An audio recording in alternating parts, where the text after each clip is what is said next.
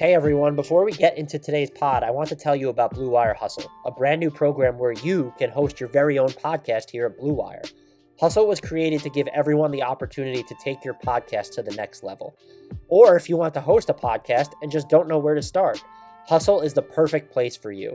As part of the program, you'll receive personal cover art, Q&As with Blue Wire's top podcasters, access to our community Discord, and an e-learning course full of tips and tricks. On top of that, we'll help you get your show pushed out to Apple, Spotify, Google, Stitcher, and all the other listening platforms. And the best part is, you get all of this for only $15 a month, the same rate as any other hosting site would charge you just for the initial setup. So whether you're starting from scratch or have an existing show that you want to grow, Hustle is an open door to leveling up your sports experience. Acceptance into the program is limited, so get your application in today. To apply, go to bwhustle.com/join. That's bwhustle.com/join. Check out our description box for this episode to find out more, but that's bwhustle.com/join.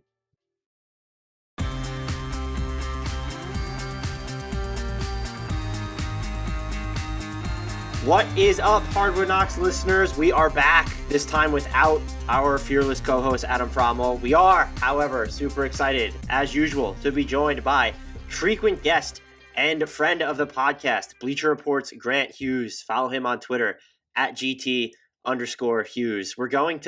We're rebranding Fact or Fiction, even though our outline is basically buy or sell or fact or fiction. This is truth or trash on either things we believe, hot takey things maybe, or just things that we've noticed that other people are saying to have a discussion about it, but it's truth or trash. Before we get started though, the most important question of the night. Grant, how are you doing? I'm doing very well, thank you. And it's all content, Dan. It doesn't matter what you call it. It's just hashtag content. Right, but we need to rebrand it to give the appearance of it being fresh and new and unique. Let the takes be fresh. We don't have, whatever. I get it. We gotta jazz it up. We were talking before we started though about, you sent me yours like just before we started, and I realized how much overlap we had, so I quickly pivoted in some areas. But as you were mentioning at the top, it feels like the league pecking order to me, or at least I mentioned, feels more disjointed than normal. But as you were mentioning, it feels like very hard to avoid groupthink at the moment as well. Yeah, because I don't know about how you approach this, but I just kind of went through some of the basic, just sort by net rating or look at teams' records or look at offensive efficiency and defensive efficiency and sort of kind of say, well, which one of these things doesn't belong? And you see Cleveland way up high in defensive efficiency or Atlanta way up there in net rating and say okay, well, based on my priors or what I thought things would look like early in the year or before the year, this is different. And I think there was so much groupthink prior to the season that everybody's kind of arriving at the same thing for the answer to which one of these doesn't belong. So I think that's part of it. But yeah, another quality of this season coming in was, there were the Lakers and the Clippers and I guess the Bucks, way up at the top. I think probably would have been the consensus. And there's a dozen teams in that second. I could imagine this team being in a conference final. And I think that sort of, there are not a dozen teams that can be in a conference final. It just seemed that way. And so kind of pulling those apart and organizing those is really hard, especially obviously this early, when another thing we talked about was one game or one big night. Luka had a triple-double tonight, and easily going into this, one of the buy or sells or fact or fictions could have been, well, Luka doesn't look right. And now it's okay, well, one game and now we're sort of back to our baselines on it. So yeah, to your point, it's just kind of tough to really separate things this early. I'm going to throw one at you really early and phrase it this way. Truth, trash, or talk to me later. The Phoenix Suns are a top 3 contender. That has to be a talk to me later, but it's closer to truth than trash. Just put the numbers aside, I think looking at the makeup of the roster going into this year, you would have said, what don't they have? And I think maybe backup point guard would have been something to talk about, whether that matters or not when you have Devin Booker that could handle play make if Chris Paul missed time. But Cam Payne looks really good. Yeah. I don't know how much you've watched him, but the bubble stuff, when he proved last year that he was not kind of overdrafted, that's all carried over. He's been really good. So, I mean, they have length on the wings. They have Ayton, who seems content to be like a third option, just pick and pop guy or pick and roll guy. And they have stars. They're just like, I don't know what their weakness is. So, I mean, I guess I think they're probably a realistic top 4 in the West team. I don't know about top 3 contender, although like how different are those two things really? Like we're just kind of, it's an issue of degree between us as opposed to like a disagreement. Yeah, so I went with truth, obviously, because some of these, again, I wasn't sure where I fell on them. I just saw them being talked about. This was not one of them. This is one I'm introducing. The way that they're playing feels like very playoff ready. We'll probably see more of Chris Paul and Devin Booker playing together in the postseason, which can probably only be a good thing. And they'll have just more chemistry at that point. Right now, from the games I've watched of theirs, it does feel very my turn, your turn when they're on the court. But when they're two of the most lethal off-the-dribble scorers in the league, that's mostly fine. The thing I think I'm mostly impressed with it. They're playing, this is per Unpredictable, at the league's slowest pace. I'm just going by average time of their possession. That's fine when you're looking at them having Chris Paul and Devin Booker and just being able to dissect defenses. That might help them in the postseason. I would kind of like them to see a little bit more variance there, though. Like when they have, a Dario Saric at the 5 for those second string units, I'd like to see them play faster than we've seen this season, just to give them that element of variance, like I said. And as you mentioned, I simultaneously look at their depth chart and I'm like, yeah, they have everything, but you could also pick out ways in which there might be holes, like come later on, where it's I'm not as worried about backup point guard because Payne's been playing so well and Javon Carter is going to start shooting better. Backup 5 is maybe an issue. Like, does Dario Saric get you by there in the playoffs? You don't want to have to get to a point where Damian Jones or Frank Kaminsky actually matter in your rotation there. And then even not so much this, but the secondary wing rotation could get weird because there's Cam Johnson and then there's who? Like Jalen Smith, I guess, is your backup 4. We haven't seen Abdel Nader yet, or at least I haven't. I believe he's still injured. Etuan Moore is fine, but that's also where you feel like confidence. Like Langston Galloway has been good for them in moments, and like they have him super cheap. So they're I think deeper in the aggregate than they receive credit for over the offseason, and I feel like they're built to really be in the playoffs. And the reason I settled on top 3 is you sort of mentioned it. If you're top 3 in the West, like you're kind of in top 3 already, because who would you peg as your top contenders right now? I'm giving the Lakers the benefit of the doubt because it feels like they're just sleepwalking their way to victories at this point, so they'll turn it up. Do you put the Clippers there or the Sixers at number 2? I just feel like every single spot beneath the Lakers is suddenly up for grabs, and teams like the Bucks and even the Nuggets and the Clippers, like they haven't seized onto that territory like a lot of people thought that they would. The Mavericks included too. Yeah, I think that's right. I do think the Lakers here's our first tangent. How many minutes in are we? The Lakers thing made me think of something, which is that I think a team like them, who I think still, even though this is the case, have looked like the best team. I think a lot of teams that sort of know who they are, that are fairly well intact, and there's a lot of continuity from last year and are very good, will treat and have been treating this season like the last, handful of games in a regular season, where it's like, look, we just need to once every week or so prove that we have our fastball. And then otherwise we're kind of like, we're going to get blown out by 30 to a lottery team, which that's another thing. The blowouts this year have been nuts. But I think we're going to see a lot of that because the way the season is set up, the Lakers are just going to coast, and the Bucks are, all these teams, and even maybe teams that don't have a right to or aren't good enough to do that, like Denver comes to mind, to not really take every game seriously, are doing that. And so I think the Suns, to me, don't fall into that category because they haven't proved anything. And they've got a lot of guys that this is a big season for them. It's a big season for Booker. It might be Paul's last good season. I don't know. So I think that really is more ammo for your point of that being truth, is that the Suns are not one of these teams that have an established identity, that can coast, that can get blown out and not care and act like it's not a big deal because we've done it. So I think, that you may end up being right on that among many reasons, but that one. What do you have for me? Is truth or trash? Joel Embiid is a top. I'm kind of cheating on an article that's going to come out that I did pretty soon, but I'll just say is a top 3 MVP candidate. Ooh.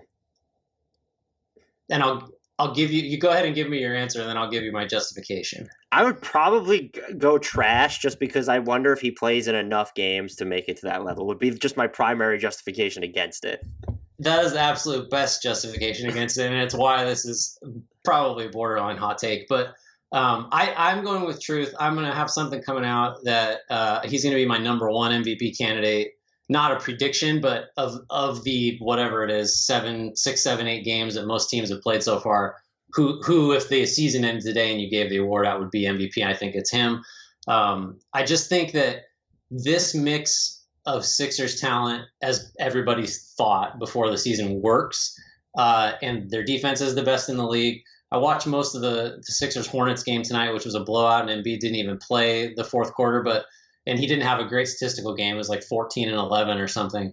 But it seems really clear to me that he's sort of shored up a couple of the issues that held him back. Now, conditioning and health are the two that are the biggest ones, but he's a little bit harder to double now. He doesn't just panic or, turn into two guys. He's moving the ball, and they have shooters, so that's going to get them wins, and it's going to be directly because of him drawing extra guys. Defensively, the Hornets don't even look at the basket all night tonight when he's in there. And so if his block numbers are low, and this is the case already, the Sixers have an awesome rim defense in terms of both frequency of opponent attempts and accuracy.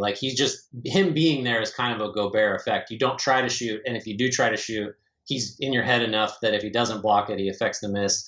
He's scoring like crazy. He's got all these bullshit foul drawing tricks that are just on another level now. So yeah, it's kind of stupid to think that he's going to play enough games because he just sort of never has, and he's always had conditioning problems. But from what I've seen so far, I'm kind of ready to buy or call it truth or just buy into him as an MVP, top end MVP candidate. Also because guys like LeBron, maybe even Giannis, even though Giannis is playing a ton of minutes relative to what he's done in the past, I think are going to take it easy. The Sixers are another team like the Suns who sort of especially since they might blow it up if they disappoint, they have incentive to go for this. So if there's going to be a year where Embiid plays a lot and is really effective, I think this could potentially be it.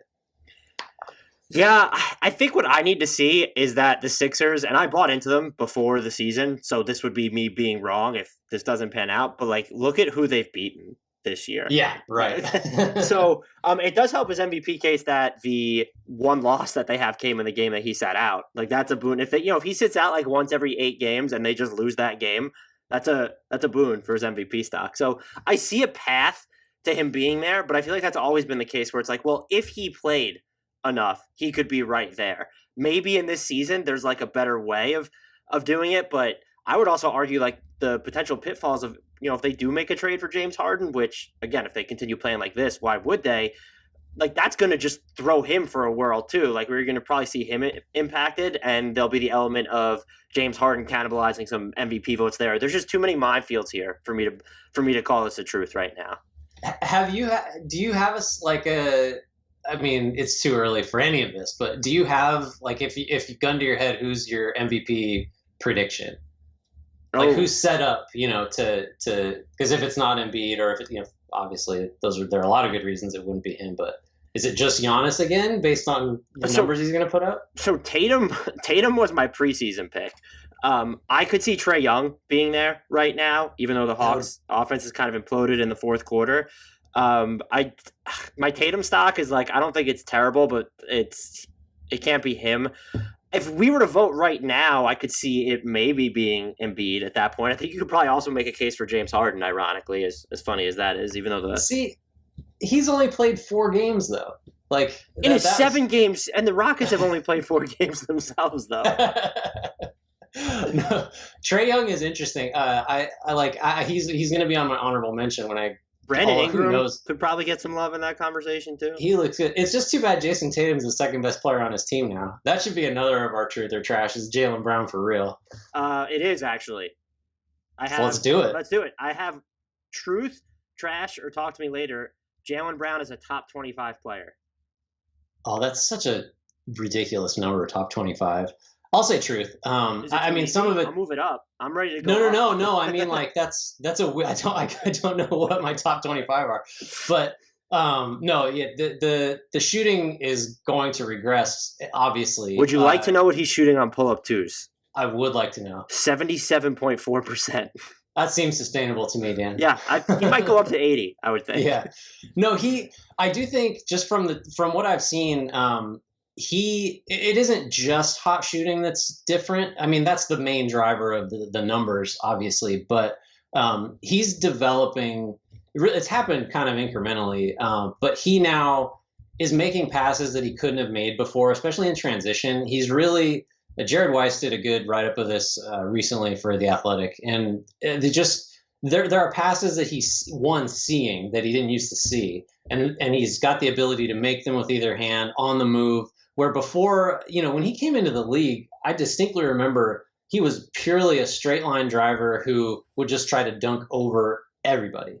And he's developed so much more craft. And I think as a top 25 guy, like you could have made the case he was up there last year potentially. But yeah, I think that's true. I think he's top 25. I've sort of talked myself into it, even if I think we agree that the shooting on pull-up jumpers and twos in particular, like that's just, obviously going to come way down. Yeah, the question for him would be, well, the efficiency obviously, but he's always been, or at least the past 2 seasons, efficient in these like off the catch situations, and he can be a threat in transition. And even when he gets tunnel vision on his drives, like he's someone on Boston who can at least put consistent pressure on the rim relative to the personnel they have. The question would be, though, what happens when Kemba Walker comes back is how does the facilitation sustain? And I think we've seen, just looking at what's happened with his turnovers this year, is that because he's trying to be more of a facilitator, he's making those mistakes, but that's almost a good thing. The Kemba Walker stuff, I think he can fit. His offense will be fine, and the fact that you might have someone after losing Gordon Hayward who could work off the dribble, like there'll just be plenty of touches to go around would be my guess, and Boston desperately actually just needs like some diversification there. But that would be the big question mark. What I did find interesting is that they have not like increased his pick and roll volume.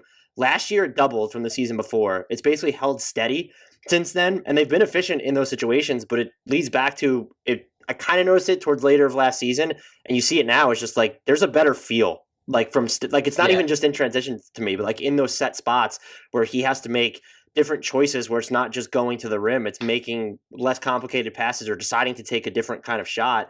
There just seems to be a better feel there, and maybe that stuff is tougher to quantify. But that guy, top 25, like maybe is that even a cop out at this point? Because I think he was, when we did the Bleacher Report rankings, which you participated in, top 100 before the season, I think he was at like 35 or something. But going from 35 to 25 is like a pretty substantive jump. Oh yeah, because then you're talking legit All NBA consideration at like a possibly difficult position to get it at. But I think I thought about this watching Embiid tonight too, and just like to what you were talking about, there's just better feel. And then I went and looked and was like, Embiid's 26. Like we just don't give these guys enough time. We want to make these judgments of like what Andrew kind of Wiggins player has this had guy enough is. time. If that's where this is going. I would argue Andrew Wiggins has had too much time. But like Brown's 24 and this is his 5th year. Like this, it's so striking to me. It feels like he's been around forever. It feels like we've decided what he is. And same with Embiid, same with all these guys, that when you come into the league at 19, and really maybe this is just going to be about James Wiseman, and we think we know what you are, it's not close. Like it takes a half a decade really before someone like Brown, who obviously was talented, kind of gets closer to the type of player he's going to be. But maybe this is going to be the sloppiest segue ever, but I want to get to Pascal Siakam and the Raptors now. And because Siakam was someone that we sort of, I got suckered into thinking like this growth trajectory was just limitless because he made such big leaps. And now he's just lost. And the Raptors are I think the Raptors are the only team with 1 win. Nobody has 0. I think they're the only 1-win team right now because they just lost again tonight. Yeah, you are correct. The Pistons are Pistons. 1-6, and the Raptors are 1-5. I was talking about NBA teams. And so, hey, Jeremy Grant is making us all look like fools. Is he though? Because maybe this is what happens when you give a guy who should be a 5th option, like 2nd option duties. It just like so for me personally, maybe I haven't watched Jeremy Grant closely enough over the past half decade, but I never saw the type of player that could put the ball on the floor like he's been in Detroit. And the fact that he's doing it amid like less than ideal spacing too is just because it took forever for Shvee to start hitting threes. So, and Jeremy Grant was still getting buckets then. So I still don't, if Detroit eventually flips him or something, I don't know that I understand the logic of him being there unless you're going to move Blake Griffin soon. So that's still questionable to me. But Jeremy Grant betting on himself, I called it a dumb decision. I said I would have taken the money and stayed with a contender. He's making someone like me look like a fool. So I'll see. Don't do this yet though, because you probably are still going to be right. It's just a handful of games. But you're right. No, he's done much more. The whole thing was like he just wanted, I assume, because the money was equal that Denver was offering. He just wanted a bigger role. And everybody thought like Denver. It was going to MPJ before it was going exactly. to him. And everybody thought, well, he can't do that. But so far, so good for him. So the Raptors, like I have a sort of a blanket. I'm just in the bag for them. I overrated them in the playoffs last year. I thought they were like a fringe title threat. I don't know what the point is at which I would panic about them because I think they're so well coached. I just think they have a lot of. I like Van Vliet. I like OG Anunoby, maybe too much. I like Siakam. I love Kyle Lowry. You love Chris Boucher, who's been closing games for them and looks really good. He's probably been like their fourth or fifth best player, which is a problem because that's in front of Siakam at the moment. Well, yeah, but they're 1-5, and Siakam has just been, in addition to getting benched for disciplinary reasons, that's a rough look. But yes, let's keep Terrence Davis active. That's the move. Sure, he's been bad. I don't know. Is truth or trash? The Raptors are going to struggle to make the playoffs. Is that where we are? Yeah. So because they've looked like one of the worst teams in the league. So this is one of the ones we overlapped on, but I kept it, was truth or trash. Pascal Siakam is plateaued, or it's time to panic. I called trash on that, and I'll call trash on the playoffs thing. I ultimately think they're going to be fine. If they miss the playoffs, I think it's because they steer out of it, like earlier, where it's, Kyle Lowry, they decided to make a move like that. My gut right now tells me they are more likely to trade for James Harden than they are to trade Kyle Lowry and just become sellers. That's just where my gut is right now. Some of this stuff is a legitimate issue. Like their half-court offense is going to be a problem even if Pascal Siakam is Pascal Siakam from, let's say the first part of last year. They're just not, outside of transition, they're not going to be able to put a ton of pressure on the rim, and that's always been kind of an issue with them. Yeah. Not new. What's sort of encouraging for me, and it's in part because Siakam has been so bad, I feel like there are just elements where it's easy to improve or get away from this, where he's shooting under 40% on layups right now. That's not going to stand. He's shooting under 26% on above the break threes, under 26% on wide open threes. And just knowing what we've seen the past 2 seasons from him, it feels like that number is going to progress to a higher mean. There are things that he does legitimately have to change. Like he does not look more comfortable dribbling in traffic, and that's why teams feel like they're switching anyone they want on him. But it's also like, maybe he'll eventually stop just spinning going to the right and spinning all the time uselessly. I have faith that maybe, again, the improvement trajectory that you and I bought into, maybe snorted a little bit, that clearly doesn't exist. Like he's probably was last year, or the early part of last year. Was that his peak? Maybe. But we also have seen his efficiency decline as his usage went up. I think it's okay to be concerned. I'm not at panic yet because I think he's going to get better, and I think this team is going to be just fine. They still just have a lot of the tools defensively. I will say I'd like to see them just lean into the smaller lineups more, and I think we've seen that at least a little bit more recently, but we don't need to see, I don't need to see Pascal Siakam and Chris Boucher play at the same time. Like I know that you're going to have rebounding problems then, but you're going to have rebounding problems anyway, and so there's no reason that 88% of Siakam's minutes should be coming at the 4. Like throw him at the 5 and just mismatch the hell out of this thing on offense. Would be my gut feeling at the moment. Yeah, I tend to agree. I can't relinquish my just unflinching faith in the Raptors just because of this, but you say Siakam's numbers have to get better, and they do, because as I'm looking at it now, this doesn't include tonight's game, but at among bigs, his points per shot attempt on cleaning the glass is in the 3rd percentile, and his usage rate is in the 88. So there are worse guys, but there are none. I suspect there are none that have a third percentile points per shot attempt and usage percentage in the 88th percentile. That is a lot of bad offensive basketball. So yes, they're going to get better. Siakam will get better, but I do think you touched on that incredible stretch last year when early on when it seemed like, oh, this guy, I mean, there's just no ceiling. I don't know if he's going to get back to that because that just seems that guys don't get better forever. I think at some point you are where you are, and he is kind of a late starter. He's going to be, what is he? He's almost 27. So and through all this, like their rebounding has been shitty. And they're fouling a ton, and they're still 7th in points allowed per possession. So, like, the defense is there for this team already, and that's with them, like, kind of, Pascal Siakam not playing a game, or him not, he fouled out, I think, twice already this season. And so, like, that's with those issues being baked in there, too. Yeah, I think, too, one of those, we didn't even talk about this, their shot profile is bonkers. They're taking a ton of threes. They're second, I think, in three-point attempt frequency. They were first, and maybe this is including last night's numbers too. So their effective field goal percentage is 26th in the league based on their shot locations. If they shot those at an league average rate, they'd be 9th. So bad luck. Throw in bad luck too. So on top of all that other stuff, the Raptors ain't dead. Don't bury them. Truth, trash, or talk to me later. One of Dallas or Denver is going to implode this season, in the sense that one of their floors is going to be exponentially lower than we thought.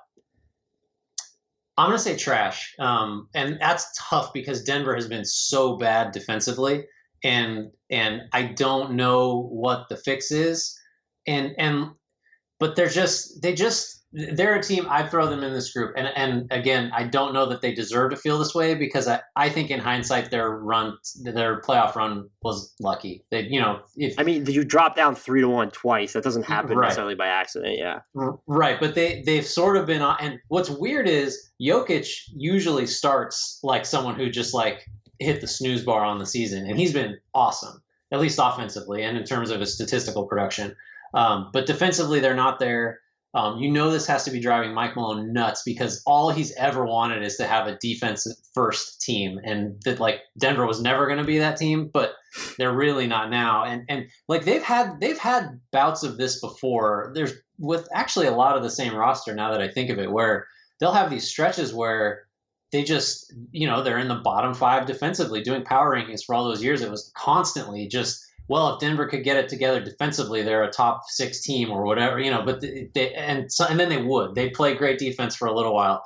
This feels a little different. I think implode is too strong. I just think they know who they are. They're another one of those teams, to get back to that idea, that I think they believe in their fastball, and just collectively they had a deep playoff run. They're probably about as wiped as any team that didn't make it to the finals, considering the stress of what they went through. So I'm not ready to give in on that. And then for Dallas, I guess I just believe in Luka too much, even if he looks a little heavy and until tonight had not played well at all. The 3-point shooting with him is just weird. I don't understand. I guess he takes too many tough ones, but it's been awful all year. And even in his good game tonight, he was 3 of 10. I just think Dallas is too well coached. They're going to get Porzingis back. That's going to help. I like that the makeup of the team. I think Josh Richardson makes sense. I think Maxi Kleber has constantly been underrated. So I think both of those teams having like implode potential is trash, but neither of them has done anything to sort of prove they belong anywhere close to serious contender status. Which I think a lot of people thought one or both of them might be up there. Yeah, I think, and we ended up not doing a predictions pod. I remember this, but when I was looking through my sheet of predictions, I ended up picking Dallas as the team that I thought was going to be lower. I think I had them 7th in the West or something, and everyone definitely had them like near consensus top 3 or 4. I'm calling truth on it. I just don't have a pick as to which one. I kind of feel like it might be Denver. Their bench has been so like not great. It feels like they have to go back to their main guys too soon because they're not getting enough minutes out of their bench. Gary Harris is just I'm convinced that he's just never going to be the same. 0 of 12 on above the break threes as we're recording this, 5 of 30 on all jumpers. And so that puts you at such a disadvantage because you do need his defense. I just don't know where their defensive improvement comes from. And yeah, there are things that are going to normalize in their favor. Right now, teams are just hitting an ungodly amount of 3-point attempts against them, 40.4%. That's not going to hold. And they're also opponents are shooting 74.1% at the rim right now, which is the second to worst mark in the league. So allowed by a defense. So I guess there'll be like natural improvement there. But it's like if I told you that 6 games into the season, you would have, Murray, Jokic, Michael Porter Jr., and Paul Millsap all taking at least 2.5 3-point attempts per game and hitting at least 42% of them or above 40% of them, and Denver was 2 and 4. Like, how would you feel about that? And I know they didn't have Murray for a game, and I think Michael Porter Jr. has been absent for 2 games, if I'm not mistaken. So you have to consider that too. With Dallas, I just think we've undersold how little shot creation they have aside from Luka. That was a clear issue over the offseason. And if anything, they got worse in that area, I think, going from Seth Curry to Josh Richardson, who sort of showed flashes of that in Miami, but he didn't really have a chance to do it in Philly. And he's not shooting a great clip from the field right now. And you've also just, kind of sold on shooting because Richardson is, let's say, a league average guy, even though he's at like 33.3% this season. Seth Curry is volcanic. And so that's a huge difference. And that to me ends up really hurting them because even when Porzingis comes back, he's not the guy to do that. Like, he's not going to face up and create these looks from scratch. You don't want him in the post. And then there's just the question of how healthy will Porzingis be? What does he look like when he comes back? And how does this team play with him? I think Luka Doncic is the one that's going to be fine. But when you look at all these other guys on the team that are kind of just, bricking threes has probably been Dallas's biggest issue right now. And Luka's been a part of that. But can you guarantee that Tim Hardaway Jr. is going to shoot above 35% from 3 this year? Like, he's had seasons where he's not good at that. Richardson, same, 33.3%. Jalen Brunson, 33.3%, probably closer to his career average than not. Dorian Finney-Smith, 26.7%. Yeah, that'll go up, but if you need Dorian Finney-Smith to take 5 or 6 3-point attempts per game, there's some high variance there. So I think I might actually pick Dallas as the team that has the lower floor here, and that might end up plumbing it.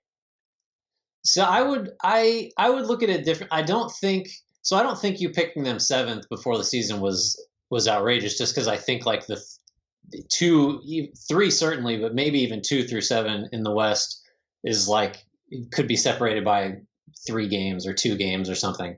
But I do think that Dallas does have a cap on it, and you hit on the reason is that as I think Luka is a full extreme floor raiser. Like, I just think if you can get 35 minutes a game from Luka, you're going to score and you're going to win more often than not. But they just last year their clutch performance was the worst in the league, and after having an historically good offense, which is right, wild. and I think that is direct. We always discount clutch, like, as it's inherently small sample. It almost never carries over year to year. But when you're built like they are, which is if you're going to score on offense, it will be because of Luka, and no one else will get anything going. And at the end of games, after he's tired from doing that throughout the game, and every halfway decent coach is saying, well, all we need to do is make sure he doesn't get off and they can't score, like, that just sort of adds up. And maybe that's just sort of conveniently aligning assumptions. But that to me is why I don't think Dallas ever had even a fringy or legit contender status as they're composed. They're my number 1 Kyle Lowry team. I want Kyle Lowry on Dallas, and not just for this year, but just keep him around. Hope he has some late 30s magic, and then he can just be that guy that will make big shots and make cool stuff happen at the end of games so Luka doesn't. But I don't know. Maybe if the Raptors do actually stay terrible, that's the destination, and Dallas just doesn't care about its cap space that it saved. Yeah, and if you can't get Kyle Lowry, George Hill might be a name for them to look at. That'd be someone who's so. Yeah, that's a good point about Dallas. The fact I never viewed them. Maybe I'm looking at how other people were viewing them and measuring them from that, because I didn't consider them that bona fide contender. It felt like they were one player short. And even I've been surprised, someone who I feel shapes the NBA discourse in Zach Lowe, where I think he said a week or 2 ago that they're less than a player away. And that's I just fundamentally don't see it. And I don't necessarily know what it is about them. I guess what's encouraging, they've been about league average in both offensive and defensive efficiency this year. All said and done. That's what they've been. So they clearly have a higher ceiling than that. Do you have another one for us?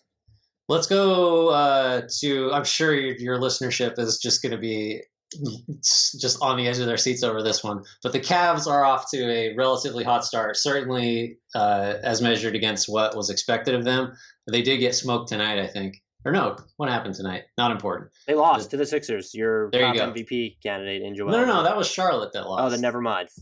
But they did lose to. They lost by 20 to the Magic. They scored 83 points tonight. That's actually a lot worse. That's not good. So, but that only puts them down to 4-3. So, that's significantly better. Anyway, truth or trash, the Cavs are a serious play-in game threat in the East. I would call it trash. It feels like the level of shot making from Darius Garland specifically might be unsustainable. I'm aboard the Colin Sexton bandwagon. I am there. You are? Oh, yeah. Tell me. I think you have to look at him as a 2 guard or a combo guard. And once you 100%. Do, he becomes a really good player. His passing this year, if you look at his assist rate, that's absolutely stellar for someone who is a 2 guard. And I feel like he's making better decisions, like more meaningful passes, I'll say, when he's attacking the basket. The shooting has been there now for a while. And so I don't know that he's ever going to be like this super reliable and efficient off the dribble jump shooter. But like he can work off the ball and he's just so bankable from there. Darius Garland, a lot of Cavs fans think that he has the higher ceiling of the two, and they're probably right just because of what he could do as a passer. But his level of shot making inside the arc specifically, the outside shooting really isn't a surprise to me because he showed flashes of that last year.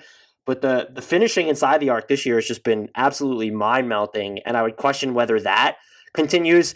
I feel like the Andre Drummond experience is going to sour at some point. He's been mostly good for them this season. They don't have Kevin Love right now while he's dealing with a calf issue, and so if he comes back, like what does that do to a defense that's actually rated pretty favorably this year?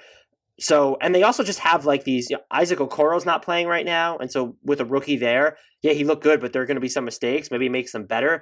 If and when Dylan Windler comes back, to factor that in. There also looks like Dante Exum might make some time now, so their roster just feels like it's all over the place.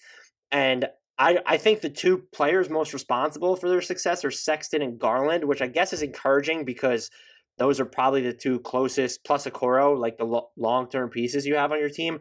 I just don't view their shot making, and again, Garland specifically, as sustainable. And I think we're bound to see some defensive regression from them. Before that game against the Magic, they were, I think, like top 10 defensively still, or had they dropped from even there because they were top 10 a couple of days? They were second in defensive efficiency before that Magic game. So like that's just, I don't see that type of defensive ceiling with the team. The opponents aren't shooting well. There's got to be some sort of luck there. They're the best team in the world at forcing turnovers, and they're not fouling. That doesn't make any sense in the world. I don't think that holds. And they've had issues rebounding the ball defensively, which I'm sure a lot of that has probably come like during non-Drummond minutes, but at the same time, like, I don't know. And then I don't know that they'll lean out of it because the kids, again, I'll say, are most responsible for their success, but I don't expect Andre Drummond to finish the season in Cleveland. And then even if he does, I just feel like once they're at full strength, there's going to be minutes flying everywhere, and you do have to look at some less established guys like Okoro and Windler that to be a play-in threat. I know it's the East, but even in that context, you're saying they're going to be better than of like 3 or 4 of the Bulls, the Hornets, the Wizards, the Pistons. I guess when you name those teams, it doesn't seem like that ridiculous. But it's a super low bar. But if you expect the Raptors to rebound, it gets really difficult because then, like the Knicks are still pretty frisky right now, so they have to be better than the Knicks, the Pistons, the Wizards. That's 3. The Hornets, the Bulls. Those are the 5 teams that you basically have to be better than 4 of them. I guess maybe that's realistic. I don't know. Yeah, here it's trash to me, but it's all. I do think it's true that they've gotten some promising performances from the guys that like actually really could matter for them long term. Garland and Sexton, and it being the 2 main ones. Larry Nance is another guy that we should probably mention, who's just does everything. Just does everything. Like just an actual good body you could throw at Ben Simmons on defense and be like, hey, this isn't a bad decision. Good passer, really active, good athlete. Like he needs to be on a good team. But so the defense, This is through games played Sunday. We're recording this Monday night, so this will not include the loss tonight. But you're welcome, so Cavs fans. Yeah, so this will look better. Although actually, they only gave up 103. But so they had through Sunday had allowed an effective field goal percentage of 52.3, which is 10th. That's good. But again, kind of the same stat I gave earlier. If opponents shot league average based on where the Cavs are giving up their shots, which have been a lot of threes, a lot of stuff at the rim, that effective field goal percentage would be 55.4, which would rank 29th, right? So they've been incredibly lucky on opponents shooting. The other thing, this turnover thing is unbelievable. Kevin Pelton wrote something on it yesterday or today. And basically, I'll just read it because I can't ever have presumed to have come up with this stat on my own. So no team since the ABA-NBA merger has increased its turnover rate as much from one season to the next as the Cavaliers have thus far, from 11.7% of opponent plays resulting in turnovers to 17.7%, making it unlikely to continue. Very classic Kevin Pelton undersell.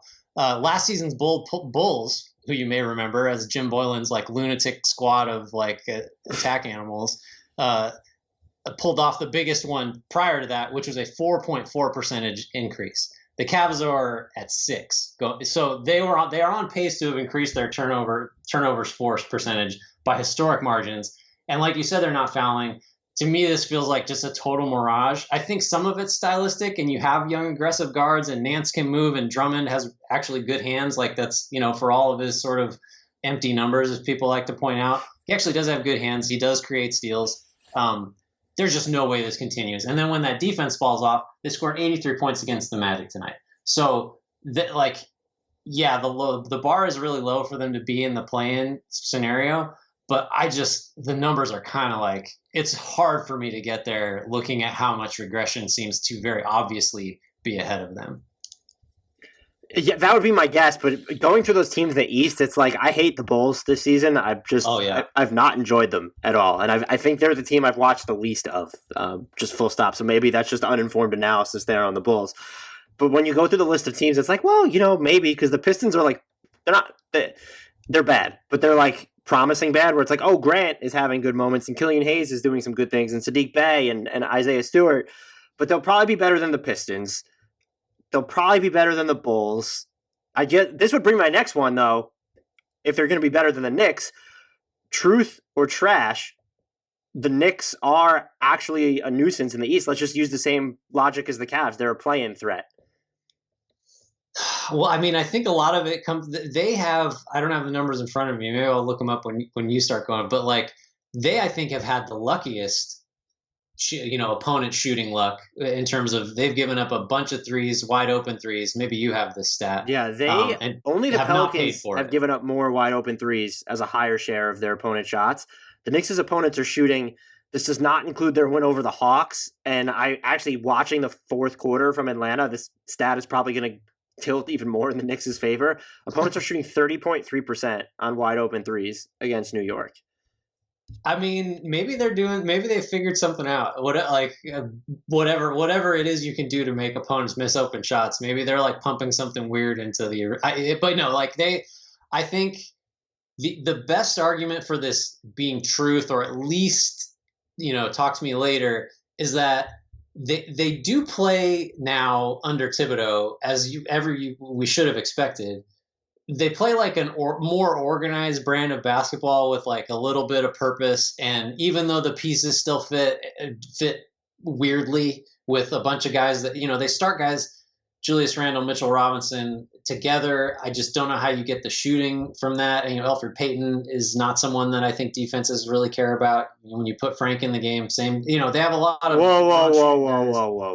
Frank Ntilikina is shooting above 40% from three since January 25th. He's also injured right now. We do not speak ill of Frank Ntilikina on this podcast. I saw he went 4 for 4 the other night. There was some or something like that. Anyway, let's make him a talk to me later, just as a general proposition.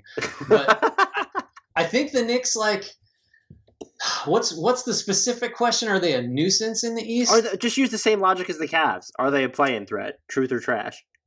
Maybe it should just be. Let's put a finer point on it. Are they more of a play-in threat than the Cavs? That's so tough. I'm gonna say no. and it's only because of the shooting luck. We get suckered into this every year in one direction or the other with several teams that get out to incredible starts or terrible starts. And it really, at the end, when you look back at it, was just they got lucky. And it's not always 3-point shooting. Sometimes it's free throw shooting. Like, a team will just randomly have an opponent free throw percentage of like 65% for no reason. And that wins them a couple games or makes their defensive rating look better. The shooting luck thing for the Knicks it's too glaring of an anomaly to me to really be confident in it. Even if I do think Thibodeau gives them, if he doesn't break them, gives them something to sort of, I don't know, ground them. So I was pretty comfortably trash here with this, and yeah. I've enjoyed watching them. Maybe they'll be fun, bad. It's it's a roller coaster when you look at RJ Barrett's jump shot and some of the lineups Tibbs is running. But Emmanuel quickly looks like he's an actual NBA player, and they closed with him for the most part in the win over Atlanta. But I don't like the defensive shot profile, and it still reeks of like Tibbs not updating his defensive system, and they're allowing more looks at the rim than any other team in the league, and they're 27th in opponent 3-point attempt rate. And so when you have your opponent, and right now they have the best 3-point defense and are top 8 in rim defense. Like both of those are not holding for the year. No, it's just not happening. And the other thing is they're 27th in offensive efficiency, and that's while shooting unsustainably high for them from 3. And we've already seen like the come down from Barrett and then even Randall over his past few games. I think he was 0-5 from 3 or something like that in the win over the Hawks. They don't have enough shooters to make this work long term, and I think that we're starting to see it. There was, some lineups against the Hawks where they had Bullock, Quickly, and Rivers on the floor at the same time. It's like, all right, there's some sense there, but because you want to play Julius Randle so much, and because you can't play him at the 5 without allowing even more of a parade towards the basket, you're always going to have Noel or Mitchell Robinson on the court with him. So those are 2 non-shooters. Barrett makes a third just because defenses don't care about him. And he's hit some pull-ups this year inside the arc. So maybe there's still hope for him. But now you're effectively your most used lineups. You're still limiting yourself to maybe 2 above average shooters. And that just becomes a real problem for them. So I don't expect all of this to hold. And I would also think that even if it does, we're going to get to a point where once Alex Burks is healthy, if he and Julius Randle are still playing like this, and even Austin Rivers, who's been big from them from downtown, like not all of those guys are going to finish the season in New York. Like they're the team because of the players that are really have been a boon for them. I think when you're looking at the Kitties, it's Barrett has had his moments, like he's had some up and downs, but he's impacted the game in good ways. I've seen good things from Mitchell Robinson at points, made a bunch of good defensive plays against the Hawks, and the foul problem is still a thing, but he can at least go entire games now where it feels like it's okay. And then Emmanuel quickly. But like everything else is just like, oh, Alec Burks was playing so well before. Randall's playing out of his mind now. You're getting great minutes from Austin Rivers since he's returned. These are guys that don't factor into the big picture. And I would think based on what the Knicks did over the offseason, they will start moving some of them. And I would advocate strongly if Julius Randle's going to play like this, move him now while you can. Yeah. Because I think there's a team out there that'll look at it and be like, oh, he's averaging 22, 11, and 7 assists. And he's turning the ball over a lot, but he's still shooting over 50% on 2s and 40% from 3. I would move him now. And so that's a big part of why it's trash too. But I do think what they've done now, while it's fun, I think it's unsustainable. Yeah. We should talk about the team that they beat tonight, which is the Atlanta Hawks, which I think, so the Hawks fell to 4-3, but if you pull it up, they're 6th in the league in net rating still. Despite that loss, they're 3rd in offense. They're not good defensively, but not terrible. They're 18th, which is kind of, the difference between 15 and 20 is kind of negligible so far. So I'm trying to put a finer point on this because it's not like, the question, are they a surefire top 8 team? I think the answer is probably yes, but just looking at some of the good East teams, theoretically good East teams that have stumbled, let's put it at truth or trash or talk to me later. The Atlanta Hawks are a top 6 team in the West. And keep in mind, in the West, in the East, that's in bold. the East. That's bold. Yeah. No, so they're going to realign conferences this year.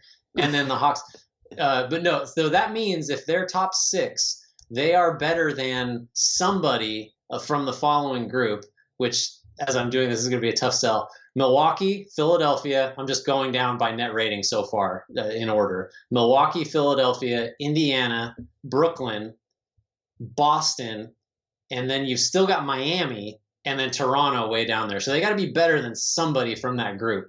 this season to be a top 6 team in the East. Right now they are.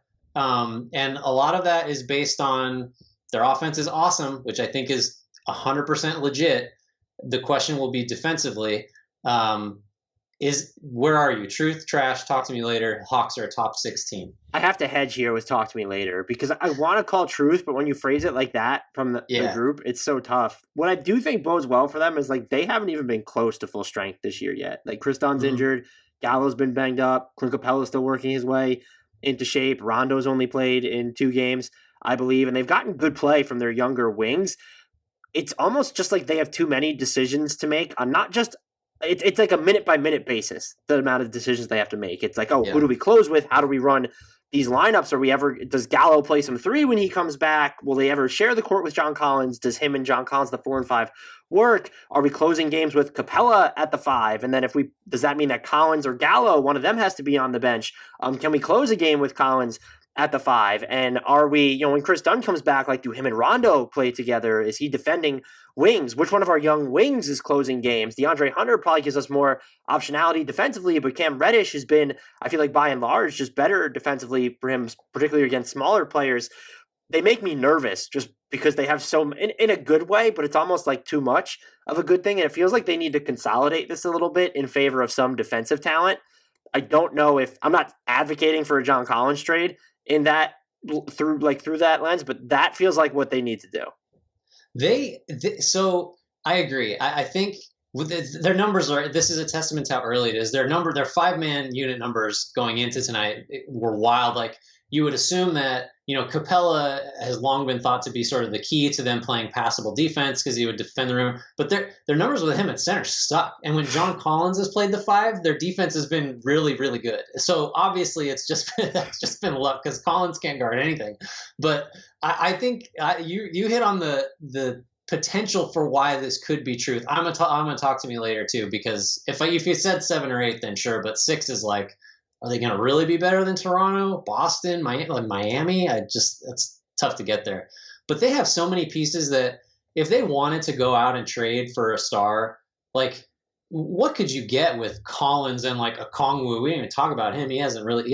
Yeah, he hasn't played. And I don't know, pick Reddish or Hunter and find some salary ballast to throw in there. Like they don't need Bradley Beal, but like if the Wizards want a bunch of young guys that are cheap, like sure that you could do that. Now Beal doesn't address the defense or really almost none of the the typical guys that we spent the offseason talking trade block about really do.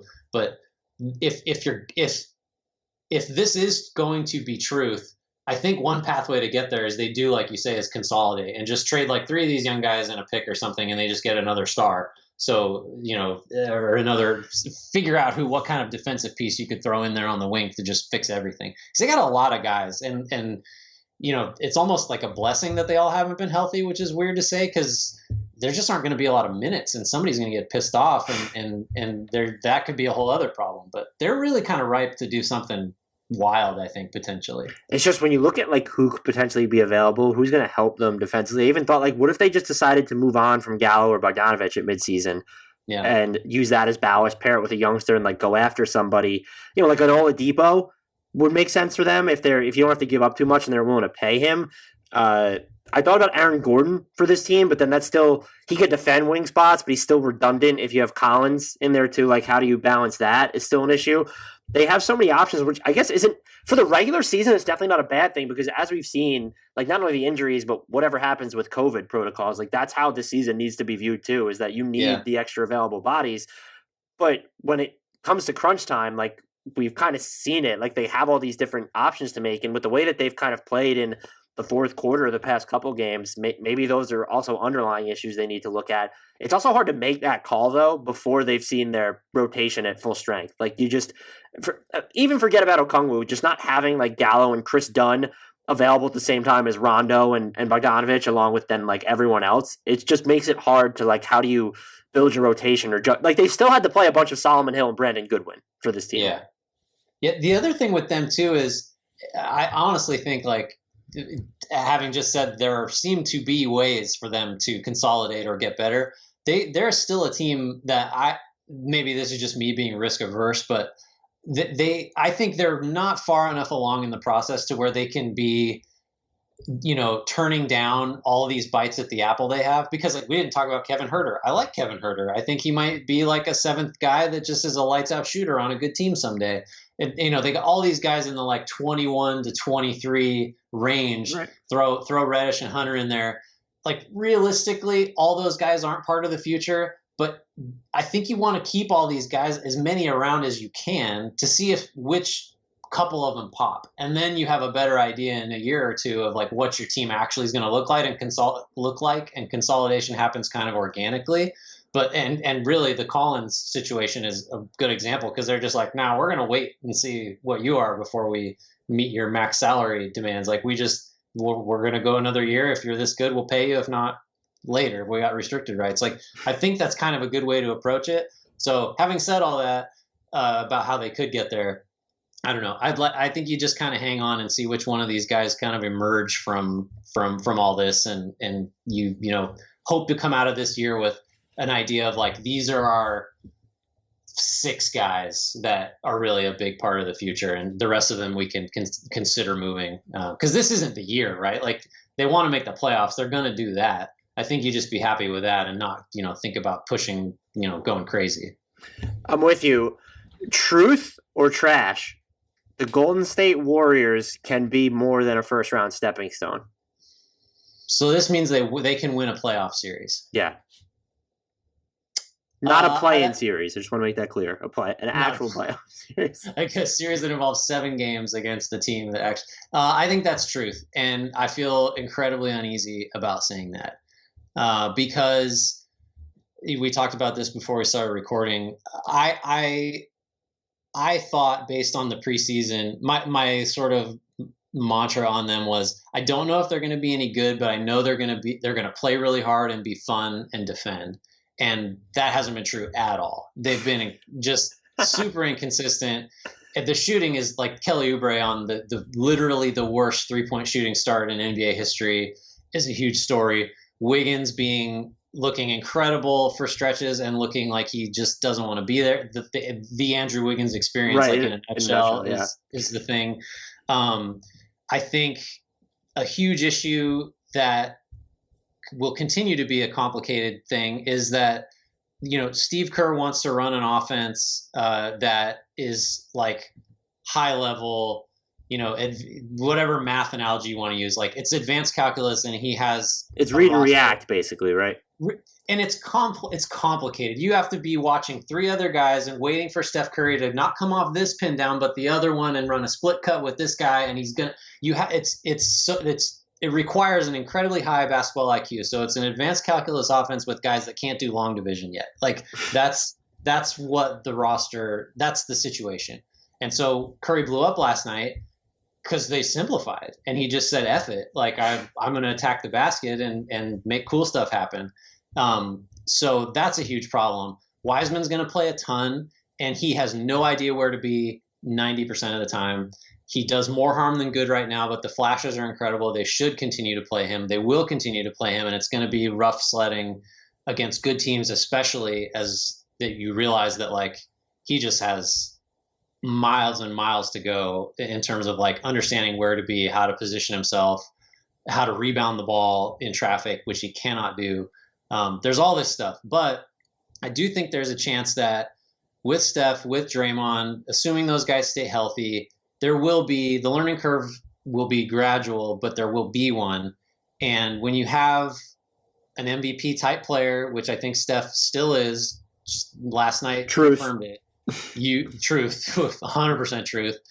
You have a shot. And so you have a shot not only to make the playoffs, but to beat somebody. Because again, the principals on this team have done it. And I think that carries a lot of weight. If the question is they will be more than a playoff stepping stone, like they're definitely going to win a series, I don't know. They absolutely could, though. It wouldn't register to me as a shock if they did. I think they need to make a trade to do it, and that's where they get questionable to me, is that would this be the season to do that? Even if it's not the Wiseman, future picks, and Andrew Wiggins all in for James Harden play, like does it make sense to mortgage any part of the future or do anything this year. Are you good enough to justify doing that? Because I just don't. I guess I could see them winning a playoff series as is, but you would need to get, and maybe I'm just too stuck in their early season funk where, Kelly Oubre is 1 of 19 on wide open threes for a whopping 5.3% clip on wide open threes there. But like, you need more shooting on this team desperately. And if they're not, I don't know how. There are better players on this team than there were last year, and the Warriors defended about league average with Draymond Green on the court last year. So you would think that should translate into better returns this year. I'm not sure. There's something about this team that still feels uneasy. Like you said, they're going to play Wiseman a bunch, and then just the shooting variance night to night from the supporting cast is just. And they don't have, like, you look at this team. There's not like great supporting cast defenders. Who is the Warriors' second best defender? Oh, it's probably Wiggins. Which is like, and I will say, as bad as Wiggins has looked, it just in spurts, I do think he's had some good games. Can you believe how I'm just like, I'm acting as if like 8 years of Minnesota history didn't happen. Everyone's laughing at me. Then I'm like, sometimes he's actually, but so Oubre is the guy they've been putting on like Dame Lillard, for example, and he's the one that's going to guard the most threatening perimeter player. And he's just feast or famine because he does a lot of incredibly aggressive, it's like if Jim Boylan only coached Kelly Oubre. That's what defense would look like. And he gets beat backdoor. He's terrible off the ball, like all that stuff. Wiggins actually, he knows how to use his length. He's pretty strong. He's stronger than Oubre. He's had a bunch of like chase down blocks that like the Warriors just like, Klay Thompson was a much better defender, but did not have the length or bursts to do some of the stuff that Wiggins does. So it's probably Wiggins, I guess. But I mean, that's terrifying. So it is for a moment and recognize depending on him for anything is a mistake. But what's interesting about this team is there are shooters. Like Damian Lee can shoot. Michael Mulder is in the NBA because he can shoot. And actually Damian Lee probably outside of Curry and Draymond has like the highest, the most developed understanding of how Golden State wants to play. I think most people think he should be playing more because he's passable defensively and he sort of understands what the Warriors are trying to accomplish on both ends. The problem is, like, if you play Mulder and you play Lee, and instead of say Wiggins and Oubre, not that you'd ever really play meaningful minutes with both of those guys on the floor, but Mulder and Wiggins, or Mulder and Lee, you're just kind of giving up a lot. They're not athletic. So the Warriors have these lineups that can be good on one end, but probably not on the other, potentially. Although, look, like, Oubre is going to be better, right? Like, Wiggins is what he is, but Oubre is going to be better. You can't shoot this. He shot 35% on pretty solid volume last year. If he shot 30, like, what would he have to shoot from now on to the end of the year to hit like 33% on the year? He'd be like a 45% shooter or something ridiculous. Like, so if he gets anywhere within like 3 or 4% of what he shot last year, he's going to be incredible from here on out. So I don't know. I just think it's probably not good to be doing this after Steph went for 62 and Draymond looked like vintage Draymond on defense against Portland, but I still am not ready to give up on my initial baseline of like, I think they're going to be fun. I think they're going to defend. And I think they're going to be like interesting because they have not been interesting. They've been interesting in the wrong way so far because they've lost 3 games by 25. I think they end up being a playoff team. It's like, I do think that things are going to get better. Unless they make I'll call it like an Aaron Gordon sized move, like a player at that level that addresses an actual need in an impactful way, which would be defense for them. He's not going to help their shooting. Like, that's where I just don't know if I could see them winning a playoff series. Like, I don't know that they have the firepower on offense or just the defensive depth. Yeah, I don't think they're gonna, because I think if they were going to, they would have. Back before the draft, or I agree. I think they're clearly a move. The thing is, like, what are you going to do? Because Wiggins is negative value. Klay's contract is negative value. Draymond's might be negative value. You're not trading Steph. You're almost definitely not trading. If you're making a win now move, you wouldn't trade Draymond anyway. I think his contract, you could argue, is net neutral for net. Like if he's going to defend like he did against Portland, and what you can't move Clay because he's too important. I think long term anyway. No one's like, what do you get from him? It's you have Oubre's expiring. What can you attach to that to make something happen? Where do you land on the? And I'm surprised like this hasn't been talked more about, like the go all in and get James Harden. I just don't think. I think if you could sort of hook all of the Warriors decision makers up to or shoot them up with truth serum, I think they look at this year as another gap year, and not in the same way as last season. I think having now seen, so the best thing that could have happened for the stability of the team was that 62-point game from Steph, because what that tells the Warriors is that we've still got an MVP caliber player. And so we can afford to try to make the playoffs this year. We're going to probably get a sweet Minnesota pick because the Wolves are terrible, and that pick is tough. Russell's popping champagne after losses. He's counting morale victories now. Yeah, so you got that. I think they'll hope Wiseman develops. So I just for a player like Harden, number one, like this is probably personal, but like it's hard for me to think of a team if I'm running that team that I want him like for anything of value, just because I think he's going to age. He still looks really good when he's played, but that's kind of beside the point. I think for the Warriors specifically, this is a better gap year, and they're really hoping that by the time Clay is back next year, Steph is still MVP level. Draymond proves this year that last season he just didn't care, and he's still, an all NBA defender. Wiseman gets better. Wiggins is still Wiggins. You get another high pick in there. I think they're just kind of, what's the analogy I want to use?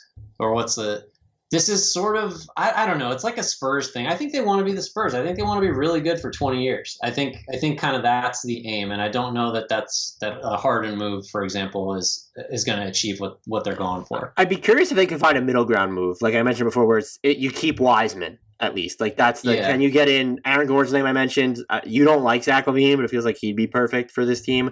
Even smaller scale than that, like Devontae Graham, not shooting well right now, but that's someone that this team could really use. They would also be a fun Kyle Lowry team. Who wouldn't be a fun Kyle Lowry team? Send Andrew Wiggins home. Oh, sign me up for that. That'd be incredible. You could have the Minnesota pick. Just give me Kyle Lowry and assure me that I think it probably takes more than the. Would you do the Minnesota pick and Wiggins for Kyle Lowry? Like I was gonna say, if you assured me that Kyle Lowry would cease aging and sign for 3 more years and be just as good at 38 or whatever as he was at 34, then I would do that. Seems like that's asking a lot, though. It's kind of asking a lot. You had the Pacers on this. Yeah. This is going to be kind of a bad look since we just talked about how the Raptors are in trouble, sort of. But I'm in on the Nick Nurse coaching tree from which Nate Bjorkgren has fallen. And I think so the Pacers sort of just picked the low-hanging fruit, which was their shot profile from last year, where they shot a ton of mid-rangers. They've cut those out. They're shooting a bunch more threes. And as I just looked through the roster, now the TJ Warren injury is a big deal because they just don't have any wings with size. Jeremy Lamb, he hasn't played. I wouldn't expect they're going to get anything from him coming off that injury. He's the type of player that they need, but not if they're shooting threes. No, they started. So they started Aaron Holiday. They still have Justin Holiday. I guess maybe we're overlooking him, or I'm overlooking him. But that's an issue.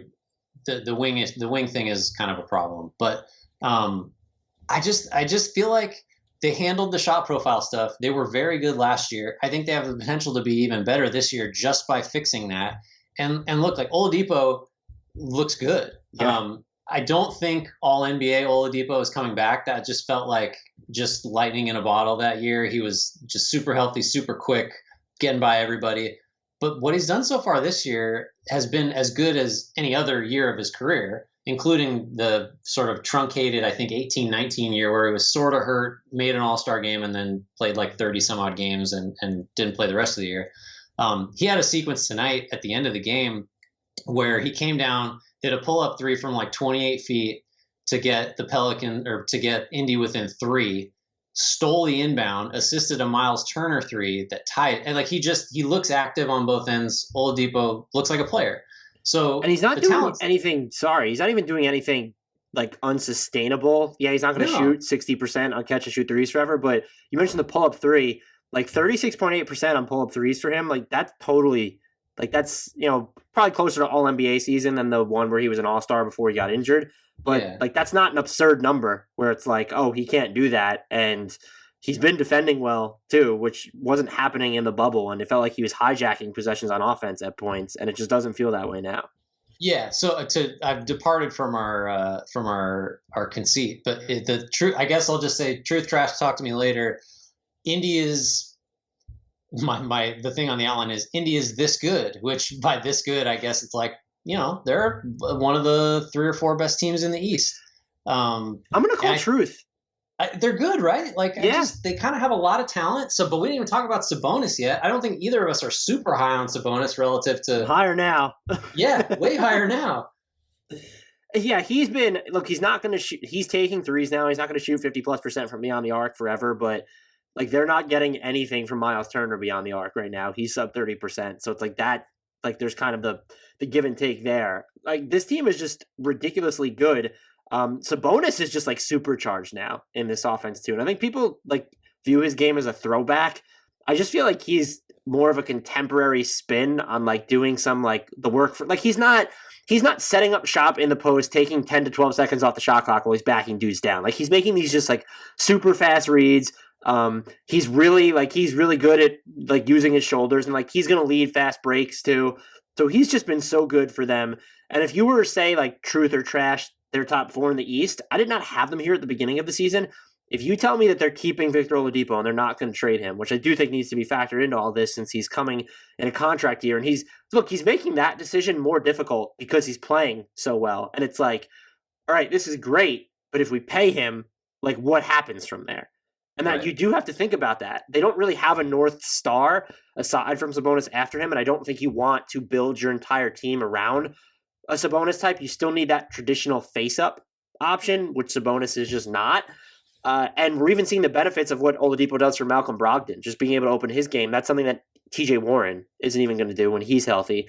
So if you told me they kept Oladipo, I'd pencil them in as top 4 in the East right now. And they have continuity in spaces like at the top where a lot of other teams don't. And like you said, they swallowed or swung at the low-hanging fruit, which was their shot profile, where, a Steve Clifford team is going to be like, hey, we're not going to turn the ball over. Or foul. And they were just like, hey, we're going to take 3 steps back and take more threes instead of all these long twos. Which was always, with Turner specifically. Like he's the number 1 guy, but they have all these guys that are very good. Like he's fine. And Brogdon is a good 3-point shooter. Brogdon had a career high 33 a couple nights ago. He had 21 and 11 tonight. He hit 409 from deep. Oladipo was 5 of 11. This is they beat the Pels in overtime by 2. So that Oladipo incredible sequence at the end of regulation paid off. They just have a bunch of. It is an interesting point that you make, though, that they don't have that North Star. I don't know how they get it with this iteration of the team. And the thing is, like, it so clearly needs to be a big wing, because otherwise But if they had a healthy TJ Warren, man, that they're just like they're good at every position. Maybe they're a team that if Warren gets healthy, although the foot thing is scary because he's had a lot of foot injuries in his career. I'd like them against almost anybody in the playoffs, at least to be really competitive. If their starting 5 were Turner, Sabonis, Warren, Oladipo, and Brogdon, that's tough. That's really tough. And then you just look at who comes off the bench for them: Aaron Holiday, Justin Holiday. They're just so deep. You can throw Doug McDermott in there if you have to. Yep. They've got good. Yeah. I'm in on them. I might be higher on them than you, even though you were the one that introduced this. Truth or trash? The Nets are 1 piece shy of actual title contention, and that piece is not James Harden. I'm gonna say trash, and it's only because I actually don't think they need anything else. All right. I'm gonna ask a follow-up question. Yeah. Who is, after Jared Allen, the Nets' second best defender? Oh, man. Can it be Andrew Wiggins again? It could be Bruce Brown. They just don't play him. Well, in a playoff series, I think it's Kevin Durant. Because we've seen he can be a really high-end defender and was a really high-end defender in the games that mattered a great deal for the Warriors and to a lesser extent the Thunder. But yeah, no, that's a good point. They don't have someone that night to night, for the millionth time, Taurean Prince looks like he should be that guy. He just isn't. No. But no, that's an issue. I think though that they have so much offensively, potentially. They've been a disappointment to me. Even if like the things that you worried most about, which would be how Irving and Durant looked, have been like major positives. I think they both look great. Durant looks like Kevin Durant to me. I think it's almost indistinguishable from pick a year, you know. But yeah, I don't know who the defender is. I think theoretically in a playoff series, if they're all playing well, there's a way to just work around that because they can put lineups on the floor that are super long that can, you know, maybe they're a team that needs to play more zone. I don't know. But to me, it's definitely not James Harden. James Harden is not the answer for them. I'm with you there. Like it's not even close. So people are using the like Durant needing to miss games and Irving needing to miss games now that Dinwiddie is down as like the impetus to justify that. And it's Karis LeVert's going to play better. And at this point, if you need to punt on 12 to 15 games this year, I'd probably just do it. The opportunity cost for James Harden just doesn't fix he definitely elevates their ceiling, but I don't think he makes them any less high variance night to night necessarily. More, if anything. I mean, they're already high variance just because of, being an offense first team. I don't know. You know who their second best is? Joe Harris in the convetion as their second best of players who actually play. It might be Joe Harris. I think it might be. I mean, I'm kind of serious. But Joe Harris has become like a pretty good, like passive. That's not an insult, but I'm saying you don't want Joe Harris to be your second best defender. Right. Yeah. Okay. That's fair. No, I mean, who is that player though? Who if they are a player away? I don't want to keep stepping on this toe, but like Aaron Gordon was the name. It gets a lot harder to do now that you don't have Dinwiddie because he would have been perfect for Orlando. I don't know if there's anything smaller scale that you could necessarily do if you're them. Like, can you get Thaddeus Young? Probably helps out this team a lot. Even a Trevor Ariza, if he gets bought out, ends up helping them a lot. People have mentioned George Hill. That doesn't really fit what they need on defense, even though he'd be obviously stellar for them offensively. Could they get Kyle Anderson? Like, that would be super interesting. Not now, you can't. Kyle Anderson's blown up. But he would be fun for them. So it feels like they are, like, they'll be in the title contenders circle, but after being so in on them because of the way Irving and Durant have looked, like, their defense is a problem. They're 23rd since Christmas. They were, like, first after their first two games. They've been 23rd since. They can't grab a defensive rebound. The other night, which was wild, they closed without Jared Allen, DeAndre Jordan, or Karis LeVert on the floor. They went with some Jeff Green at the 5 stuff, and it came back to bite them because they weren't able to grab rebounds at crucial points. So, losses like that, like, you lost to, they also lost to Charlotte. Like that, I don't want to read too much. And Atlanta's not like a terrible team to lose to either. And these back-to-backs against teams are weird. It feels like everyone's splitting them. I'm not saying it's all doom and gloom in Brooklyn, but I'm higher on them than I was entering the season, where I thought that they were just, Kevin Durant, like he's coming off an Achilles, let's adjust our expectations. And the fact that he's at an MVP level basically is a huge deal.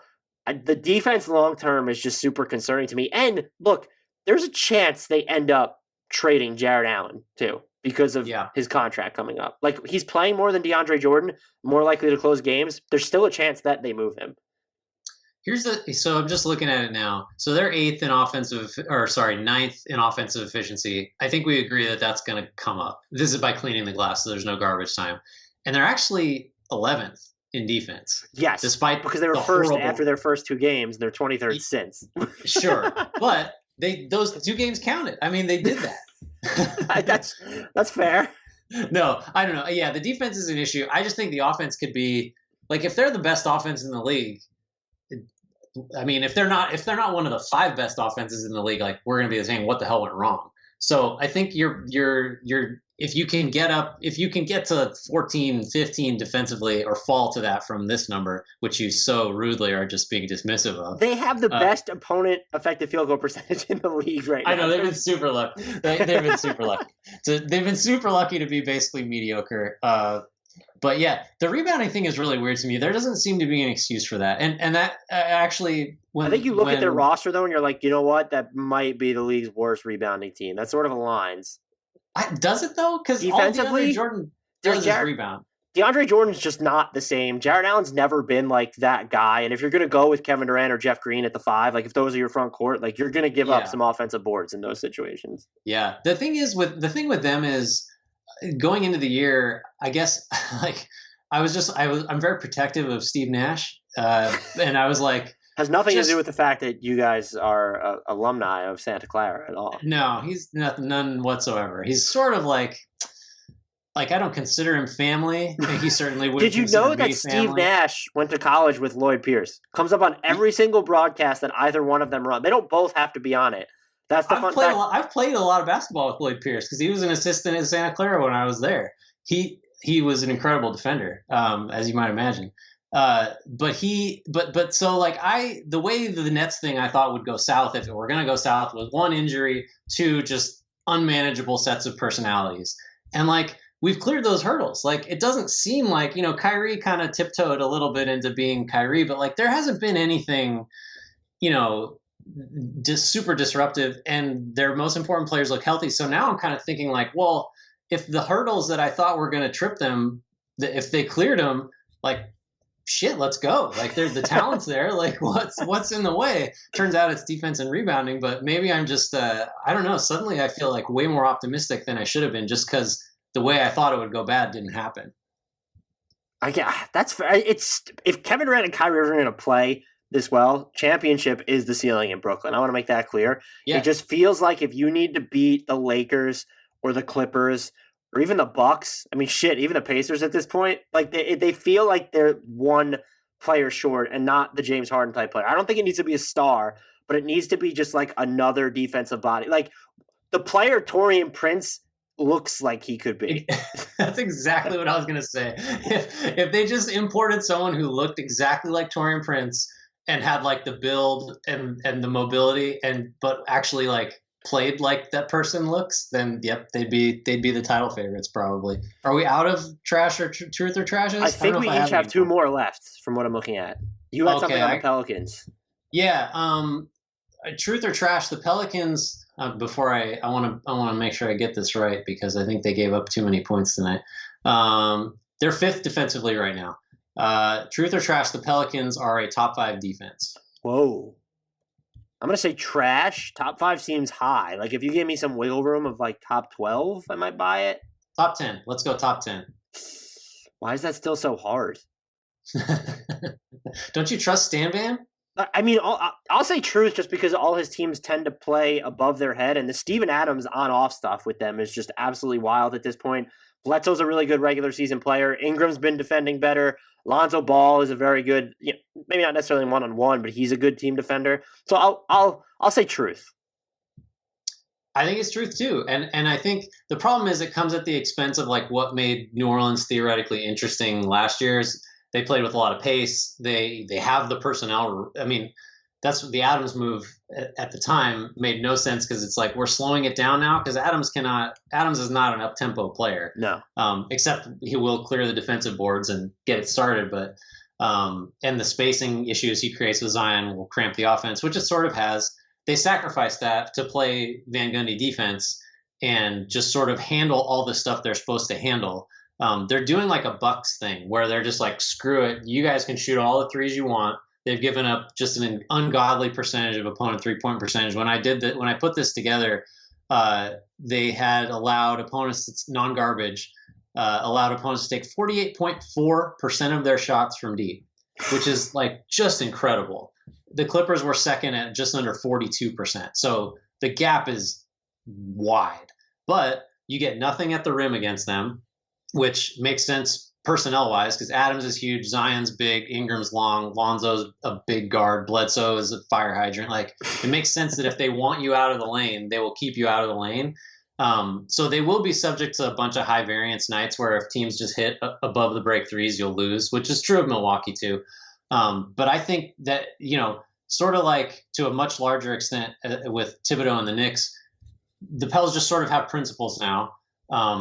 What I don't know, I think actually it's potentially detrimental for the playoffs for the same reasons the Bucks run into trouble, where if you just do this one thing and teams can scout it and figure out where to get shots from in a playoff series, that's a problem. The Pelicans will take that as a problem because that means they made the playoffs. Yeah. But I think defensively they got the personnel and the style to be a really good defense. Maybe I oversold it, kind of trying to pin you to top 5, but I'll say like top 7. I think it's truth. With the potential to be top 5. I think they're going to be a really good defense. And if they can play fast enough occasionally and get enough shooting somehow, they could be really good, I think. They're 5th in points allowed per possession after a defensive rebound. And they've kind of done the Stan Van Gundy thing there where it's, hey, we're going to make sure that we're going to get back and teams are not going to be able to play at above league average pace in those situations. And they'll at least protect against the rim there. But giving up that many threes, that makes me a little bit uncomfortable. And there's midseason shakeup potential with this team too. When you look at Lonzo entering restricted free agency, Bledsoe is clearly, not untouchable, even though teams may not want to touch him themselves. So that would be like what would make me uneasy about it. Top 7, I might call trash. Top 10, I'll call truth. Yeah, it's interesting if you look at the whole thing. So the Bucks kind of made this a thing where, they'll give up a lot of threes, but they're very specific about where they want those threes to come from and who they want shooting them. Typically, they'll just let a bunch of bigs shoot above the break threes all night and just, assume you're going to hit 31% of those and we can live with it. But if you look up and down trying to correlate, opponent 3-point frequency with defensive rating, you get it's all over the map. And I think really some of that's luck, but I think it's been true for a couple years now. The teams that figure out, like, we just don't allow corner threes and you can have them at volume from everywhere else and we're good with that. If that means you get nothing at the rim, that works. But it also works if you run, Indiana, for example, this year now is allowing the lowest 3-point frequency. Their defense is good. So it's just, it's interesting. The Pels are picking a way to handle 3-point volume. And I think it's going to work because they got the guys to do it. But also, they're giving up more wide open 3-point attempts as a share of their shots than any team in the league right now. And teams are hitting those at like a 40% clip. So it's not like that's probably about what they could expect. And so if they're doing this while that's happening, it probably does bode well for the sustainability of it. Yeah, I mean, I guess I'm hemming and hawing now too with that's just a lot of threes. But look, that means they're going to lose. They're going to lose to a bad team by 25. Like, it's going to happen more than once. It's going to happen more than once. But I think if they're just going to stick to that principle, like, you have the Bucks showing you that this works. So not a bad team to emulate for a regular season defense. True. You kind of touched on this already. Truth or trash, the Clippers will rank outside the top 12 of points allowed per possession. Rank outside the top? Do you know where they ranked right now? I can look at it right now and tell you that they rank 21st. Am I seeing that right? 21st in defensive rating? I have them as 26th with... Maybe that updated. From Cleaning the Glass. Okay, I'm using NBA.com. Same difference. Why can't they be better than that? So they're, like you said, they're giving up a ton of threes, but they also have, I'm calling it trash just because they rank in the top 10 of both rim and 3-point defense right now, actual opponent percentage. So I'm looking at this saying there's no way this holds. The rebounding issues are probably fairly real because just, you have Zubats, but like Serge Ibaka when he plays the 5 isn't going to bring a ton. Maybe having Marcus Morris healthy will help you a little bit. They've been fouling wildly. They're 26th in foul rate while being only 20th in forcing turnovers. That's something to look at.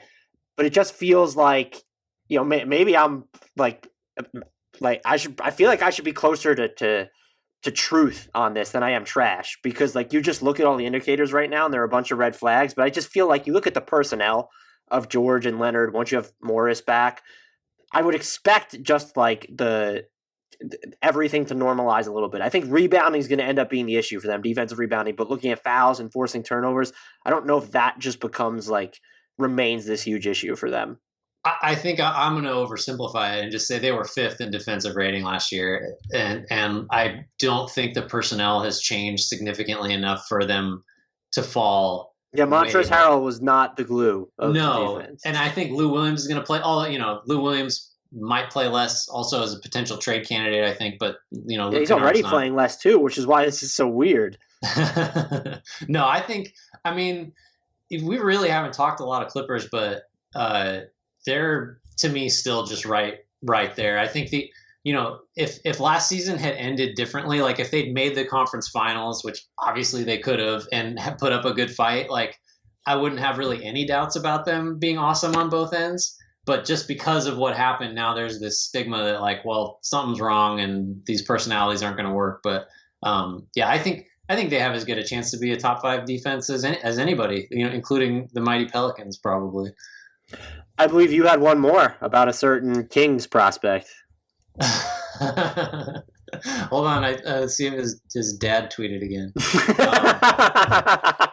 Wait, can we talk about how his dad deleted the tweet, but then quote tweeted someone who tweeted the deleted tweet? Is Paul Pierce running Marvin Bagley's Junior's Twitter account, or am I running it? Because I don't know. Like it's difficult to unpack like why it happened in that in that way. That's only the second strangest part, I guess. So for people that don't know, I can't imagine if you're listening to this podcast, you don't know what happened. But basically, Marvin Bagley's dad said, tweeted, trade him, more or less. And then De'Aaron Fox's dad said, yeah, trade him, which is awesome. By the way, if you want to like choose a side in terms of like the Kings factions, you probably are going to want to be on De'Aaron Fox's side. Right. Truth or trash, Marvin Bagley's got to go. Like they should just trade him. As someone who's been higher on Bagley the most, I'm just going to call trash. I think he's getting like forcing it on offense now too much from the Kings games that I've seen, where he's like, I can't remember which game it was, but I feel like he aggressively just like told someone to get out of his way so that he could just really work in the post and then just bonk up a shot. It's getting to the point where it's tough to really believe in him. Like the numbers are not great, but I still just look at the way he ended his rookie season, and there was just such flow offensively. He was hitting shots from the perimeter off the catch. I just feel like that player is still in. Like I don't know why that player would be gone, to be honest. There's not anyone here in Sacramento that's like monopolized touches relative to that season. You have Harrison Barnes is still relatively low lift there. You still have De'Aaron Fox. Tyrese Halliburton, when he's healthy, is super low usage. I'm not there yet, but the fact that I also don't know how accurately parents speak for their children in this case, but you have to believe that one of the fathers, De'Aaron Fox's or Marvin Bagley's, is like really in tune to what his son's feeling. So either Fox wants Bagley out or Bagley actually wants out, or both. Yeah, I'll paraphrase it.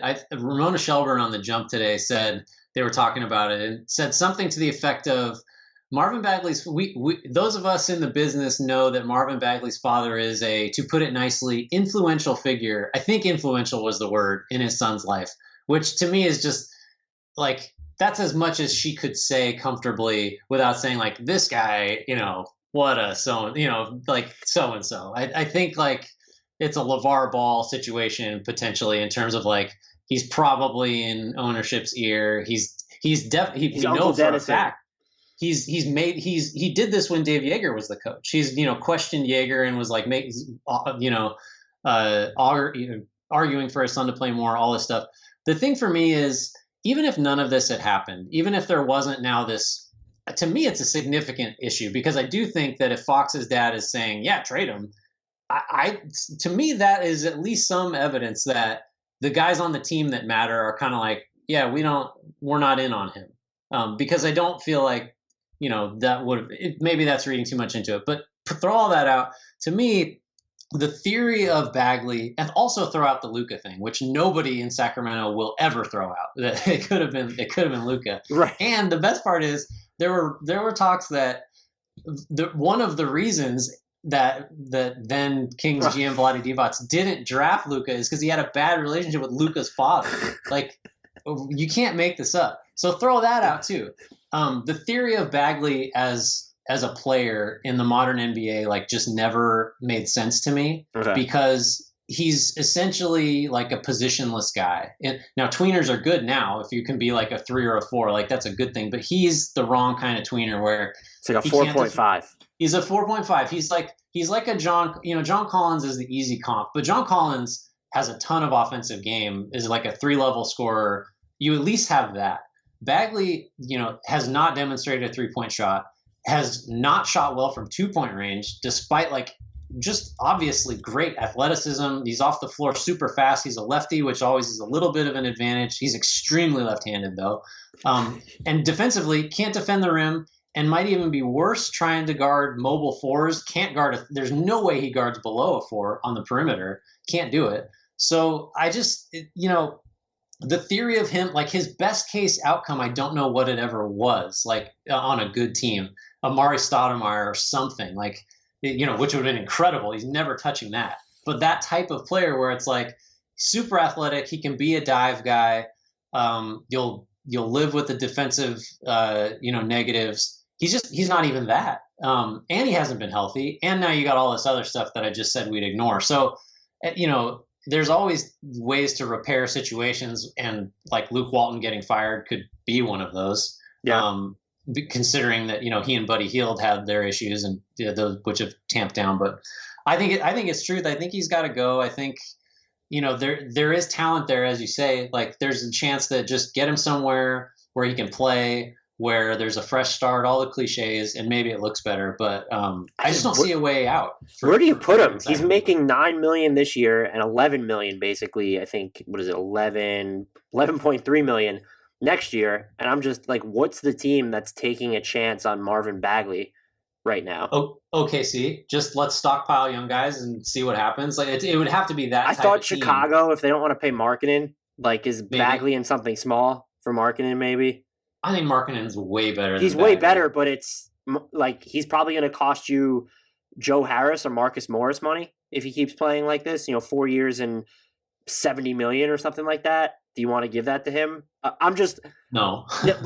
I just don't know what team you like. Those are OKC is a good one. I just can't think of another team that's going to be like, yeah, we'll take a flyer on Marvin Bagley and we'll give you something in return. Like you could send him in the Knicks cap space, but like, are you salary dumping Marvin Bagley? Right. If it gets to that point, that would be crazy. But no, it would just have to be a team. Just go down to the bottom of the standings, Detroit. Like just somewhere that like, winning is not a realistic thing, and it's maybe not the number one priority for this year. You just give Bagley a ton of minutes and just because really he's averaged basically 25 minutes a game for all 3 years of his career, and 13 games last year is total write-off of a season. Just see what he could do, just because then you'll know. I think there are teams that could talk themselves into him and it being worth it. And the thing is though, like, he's not an insignificant investment because of his draft slot, as you said. Like he's going to make some money, so he's basically like a mid-level guy in terms of salary, with the bonus of team control if you decide you want to keep him. But it's not an insignificant acquisition if you're gonna just. And you would be selling low at this super point. low. Like super you wouldn't low. even have a chance to sell medium. No. But it seems clear to me that the Kings are just not gonna. Look, if they're not gonna. And this might be the point, like the part where, okay, get rid of Luke Walton and maybe some of this changes. Like if you're not going to put, and I think this is a problem in general, but play faster. Sacramento is 8th in average possession time right now. They should be faster than that. Like there's no reason, they should be first in pace after every single defensive rebound or just live ball turnover. And if you're not going to play like that, like Bagley is probably going to be most valuable as a floor runner in those situations. So just get out and play even faster. I think that's right. I don't think Walton is like, if we're apportioning blame in all this, like I think Walton is justified in giving Bagley the role that he's given him so far. But I do think there's a lot of evidence to suggest that Walton just isn't, like a top, whatever you want to say, a top 20. He's a bottom 10 coach. Yeah, probably. like Sacramento's 13th in transition frequency this year. That's just that's too low. De'Aaron Fox, first of all. Right. Well, and if you want to get Buddy Hield clean looks, like get him into scattered situations, and I think Ty Halliburton too, like that guy. We should talk more about him. So he's my rookie of the year pick. Did you pick him before the season as Rookie of the Year? Yeah, the injury's probably going to hurt him at this point just because he won't have the volume of a LaMelo probably. But yeah, I think Rookie of the Year is tough for a player like him because he's not going to average 17 a game or whatever, But I think he's clearly the rookie that will have the biggest impact on winning. Like it's not close. He might already be net neutral to positive on defense. Oh no, he is, and he's really smart. He's always in the right place, and he does like my favorite thing, which is such a niche thing, but he'll not pre-plan, but he will drive with intent and specific intent of, I know I'm going to beat this guy to this side, and I'm going to draw this defender. And the second that defender takes a step towards me, the ball's out of my hands, and that defender's guy has an open shot. He has just knows how to play. And he plays so well off others too. He had when he got injured, I think he had an effective field goal percentage north of 70 on jumpers, which probably like a 30-shot sample size, but I don't care. I wanted the Knicks to take him so bad, and they did not. Obi Toppin seems like he'll be fun. So I had a last one here that we don't need to spend too much time on, but James Harden will be traded before the March 21st trade deadline, and it will not be to one of the 6 teams that he has named as a preferred destination. Truth or trash? Truth that he'll be traded by that deadline. Trash that it will be to one of the teams he has not named. So you think he'll be in Portland, Boston, Brooklyn, Philly, Milwaukee, or, oh God, what was the other one? Why am I blanking on that one? Did you say Philly? Did I not say Philly? Philly, Brooklyn, Boston, Milwaukee, Portland, Miami. I don't like any of those. I mean, look, so the Sixers, if they're playing this well, like this was almost a bad start for if you're looking for James Harden returns, maybe there'll be another team that gets desperate. So I don't want to go that far, but when you're looking at the teams that he named, I don't think Boston does it just because it doesn't. They just don't make these trades. I know they traded for Kyrie Irving, but after he goes somewhere else, it will be leaked that they were close. Yeah. Do you give up Jaylen Brown right now for age 31 James Harden? It's just that's a tough decision. But Miami just doesn't. I don't see it. Like if you went Tyler Hero, Duncan Robinson, and all the picks plus salary filler, like does that even come? Does that do it? Like that just doesn't wow me. And then Brooklyn and Philadelphia specifically. Brooklyn never had the best offer to begin with unless they were just going to unload every single pick. But I think it's been pretty clear that James Harden is not what that team is missing.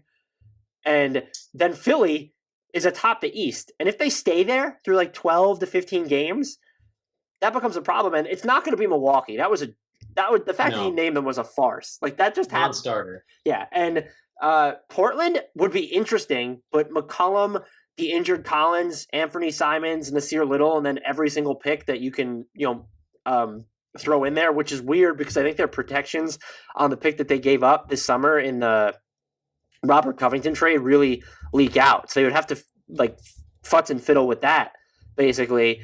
I don't see a pathway for him to get to one of those teams. It's gotten to the point where it feels like Boston is like the cleanest destination for him, and I just don't see that happening. I'm so terrible at these because it's like, well, clearly they got to trade him and clearly they will. But then when you start going through the teams, I'm like, I don't see it. I think if I had to pick, and I'm sure this will contradict something I thought or wrote like within the last month, but also maybe something that 6 weeks ago I said we will line up with something I said 6 weeks ago because you just go back and forth on this. I feel like it's still the Nets, only because it seems clear to me that they are interested in names and they have built their sort of whole identity around let's get stars. And the Dinwiddie thing maybe opens up an avenue where you can justify like, hey, yeah, even though we just spent a whole bunch of time saying they clearly don't need more scoring, we need someone to fill this role. LeVert and other stuff, Allen, whatever, can still get you there. I don't think it would be a good fit. I don't know what the percentage chance of the Nets being the team is. It's not high, but I think it might be the highest still because Philly was the obvious other one. And I think Philly's just going to be too good. And they're going to say, well, we just needed to see if this was going to work. Yeah, the Ben Simmons thing was always a tough, under contract basically for the next half decade, 24, all NBA type already. That's just tough. Yeah. No, I think it's Brooklyn and it's like, but again, I sort of hate it, you know? I feel like everyone's mentioned Toronto now. I'd like to state, I don't want to do a victory lap because I'm wrong all the time, but we had a podcast where I suggested Toronto like way before this went mainstream. It was before OG signed his extension, so the framework was OG and Fred VanVleet and picks rather than Pascal Siakam, what is now. If you're trying to build a trade around Pascal Siakam, the Raptors are in trouble at this point. I think if I'm the Raptors, I still might. I believe in Pascal Siakam, and I know it's tougher with the poison pill, but I still might try and go the VanVleet like OG route. I'm not giving up both OG and Siakam though. It's not something I would do. And then I don't think they should, but like just for what they could need and the way that they're already playing so slow, I'd like to see him in New Orleans.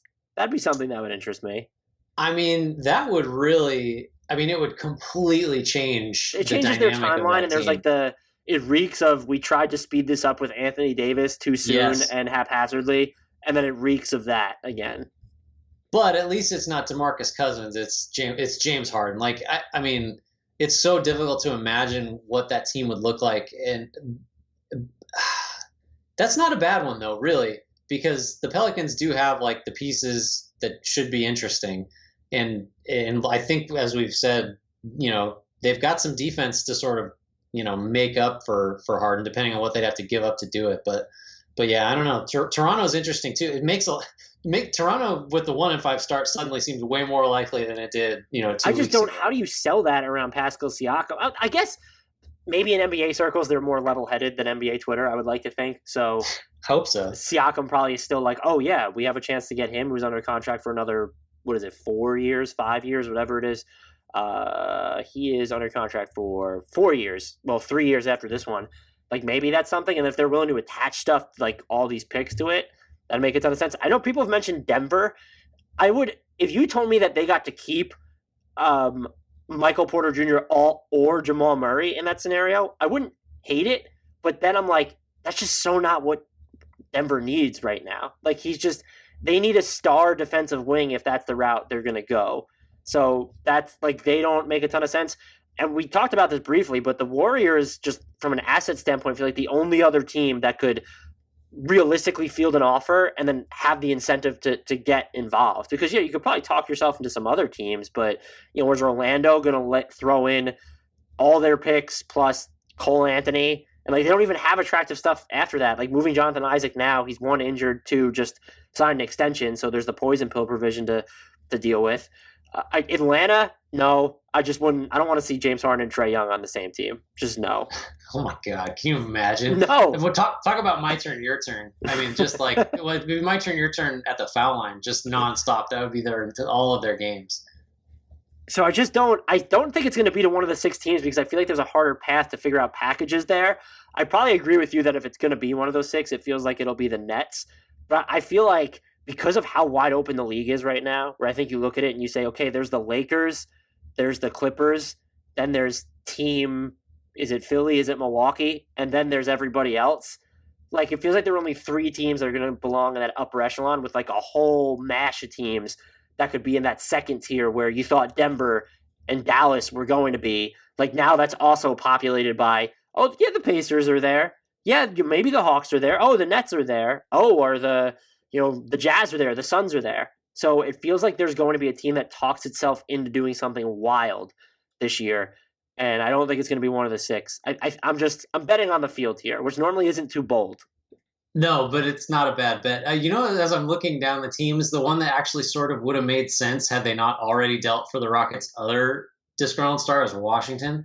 Like, if they could have figured out a way to just, you know, Beal for Harden are the principals and you just decide who's given up more and you just go with that, like, that would have made weirdly like a lot of sense. Just because I think if you're taking on Harden, like, this is why the Nuggets just feel like such a just impossible fit to me. You know, because the Nuggets play a very specific way, and it is Nikola Jokic has the ball and passes the ball, and that's their identity. You could not introduce James Harden into that without just totally upending that whole thing. Washington doesn't have an identity. Washington wants to be relevant. Washington, you know, it's just that's the type of team, I guess. Orlando falls into that category too, right, like you said, but man, I don't know. It's a mess. It's almost surprising to me that he hasn't been traded yet. But that's because, we just said, you can't find any place. Well, it's also, this is very clearly they're waiting to see if Philly puts Ben Simmons on the table, because that counts as anything else that you could get. It seems pretty clear you can't do better than that based on what we just said. And so unless Philly has just outright actually told you no, they're like, you're probably just waiting like to see if they implode. But if you get to a point where they're, hey, it's February 1 and they're still atop the East, that's probably where things would get super interesting. And look, he keeps adding teams to his list. He's up to 6. I mean, he only had 2 originally. Yeah, it's exponential growth. Eventually, he'll just be like, I don't know, man, anywhere. Just, it doesn't matter. G League's in play now too. Yeah, send me to the G League bubble. That's definitely something that I want. Grant, this was great and super long, as per mostly usual for us. If you guys are not following Grant on Twitter, please remedy that post haste at GT_Hughes. He covers the NBA spectacularly for Bleacher Report. So again, at GT_Hughes. Grant, thank you so much again for hopping on and giving me so much of your time. And you know full well by now that you'll be getting a text message sooner or later to come back. Always looking forward to it.